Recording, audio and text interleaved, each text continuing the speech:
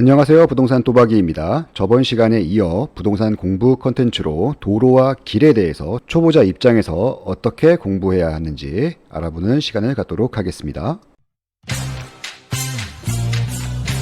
지상에는 땅과 건물, 그 땅을 연결하는 길과 도로가 존재하게 됩니다. 지하에는 지하철이 다니게 되면서 목적지에 빠르게 도달할 수 있는 역할을 수행하게 됩니다. 도로교통망은 지역 간의 빠른 이동과 물류, 산업과 국토의 균형적인 발전에 큰 기여를 하게 됩니다. 유기적으로 항상 교통망들이 거미줄처럼 묶여 있는 곳이 가장 좋은 입지라고 할 수가 있겠습니다. 제가 예전에 오프라인 강의를 하면서 PDF 파일로 한 100장 정도로 이 도로와 길에 대해서 굉장히 심도 있게 공부를 하면서 강의를 했었어요. 이런 그림을 통해 가지고 메인 도로에 있는 A급 입지, B급 입지, C급 입지, 또 이면 도로 같은 것도 제가 다 설명을 드렸었어요.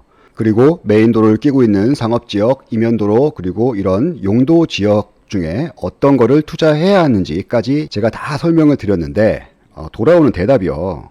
이런 거더라고요. 그래서 제가 잘못 가르치고 있구나 라는 생각을 좀 많이 가졌습니다. 그래도 남자가 이제 자존심이 있잖아요. 그래서 나의 이런 지식들을 많은 사람들한테 알리겠다 해서 이런 내용들을 다 알려줬습니다. 그랬더니 반응이요. 이런 상황이 된 거죠. 좋은 얘기인지는 알겠는데, 이거 나한테 지금 피부적으로 와닿지가 않는다.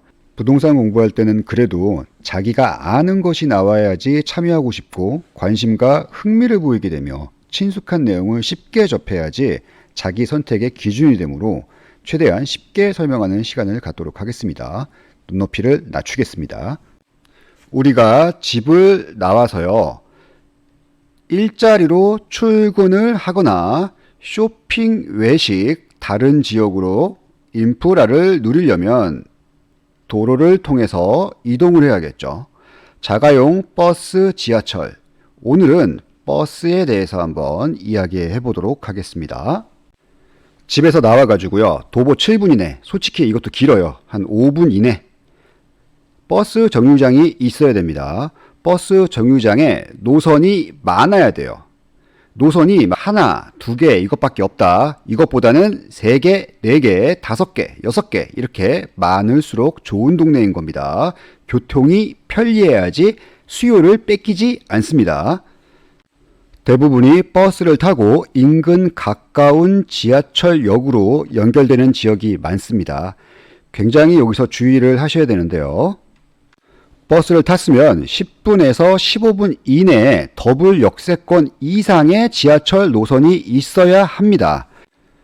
우리 집 근처에 있는 버스 노선이 더블 역세권이 있어야 하는 이유가요, 그쪽에 있는 분들도 수요를 당겨올 수 있잖아요. 이렇게 되면 3호선, 8호선 2개 라인이 다니고 있으니까 3호선 분들, 8호선 분들도 이런 식으로 이용을 하면은 우리 동네에 이사 올 수가 있는 겁니다.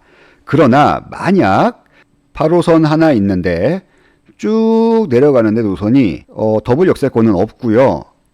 일방적인 목적지라는 곳이 있을 거예요. 일방적인 목적지를 향해서 가는 노선들이 있습니다. 이런 곳은 성장할 가능성이 없습니다. 대표적인 예로는요, 집에서 산업단지만 왔다 갔다 하는 노선입니다. 인근에 쇼핑몰이나 역세권이나 다른 지역으로 이동을 해야 되는데 노선이 그냥 집에서 산업단지만 왔다 갔다. 이런 곳들은 경기 인천 지역에 많이 분포가 되어 있습니다. 집에서 산업단지까지 금방 가니까 굉장히 좋아 보이는데 교통으로 다른 지역으로의 이동이나 수요를 당겨올 수 있는 매력이 굉장히 한정적이라는 겁니다. 그리고 산업단지 같은 경우가 조금 쇠퇴한다 이렇게 생각하면은 수요가 급락할 수 있습니다. 지역적인 환경이 틀리기 때문에 이 시간 자체는 늘어날 수 있습니다. 그렇지만 그 버스 노선 자체가 더블 역세권 이상은 가야 된다고 무조건 생각하시면 됩니다. 이런 곳이 꼭 있어요. 집 앞에 지하철이 있어요. 근데 버스 노선이 중앙 쪽으로 안 가요. 그 버스 노선이 더블 역세권도 안 지나가. 이런 곳은 피하셔야 됩니다. 지하철 앞이라도 피하셔야 됩니다. 이런 지역들은 구체적인 노선이 필요하신 분들은요, 버스 정보 시스템, 각 지역마다 서울이면 서울 버스 정보 시스템, 인천이면 인천 버스 정보 시스템, 경기도면 경기도 버스 정보 시스템으로 네이버에서 검색을 하셔서 홈페이지에 방문하시면 됩니다. 전 개인적으로 카카오 맵을 좀 많이 사용하거든요. 버스 노선 볼 때는 여러분들이 이제 편한 지도로 보시면 되세요. 이렇게 관심 지역이 있으면요, 지도를 이렇게 쭉 확대하면은 여기 버스 이렇게 표시가 나와요. 정류장. 그럼 하나씩 클릭해 보는 거예요. 아, 여기는 하나 다니네요. 그럼 이쪽이 메인 도로가 아닌가 봐요. 이쪽이 메인 도로로 보이죠. 그럼 여기를 보니까 아, 많이 다니죠. 그럼 메인 도로 쪽에 있는 곳에 투자를 하는 겁니다. 가깝게. 이쪽도 버스가 많이 다니죠. 그럼 메인 도로 쪽에 버스가 많이 다니는구나. 그럼 메인 도로가 아닌 곳도 한번 볼까요? 버스가 하나 다니죠. 그러면 이제 클릭을 해보는 겁니다. 이쪽 라인이 괜찮은지 하고 이 정류장을 표시를 해보고 전체 노선을 확인을 하는 거죠. 그러면 이쪽은 더블 역세권이나 10분 안에 갈 수 있는 지하철역이 있는지 한번 쭉 보는 겁니다. 근데 되게 한정적이죠. 이 동네만 도는 노선이라는 걸 알 수가 있습니다. 다행히 이쪽엔 더블 역세권 쪽을 지나게 되는 거죠. 그래서 이쪽은 뭐 나쁘지는 않다, 이렇게 보시면 되겠습니다. 다른 지역도 한번 볼게요.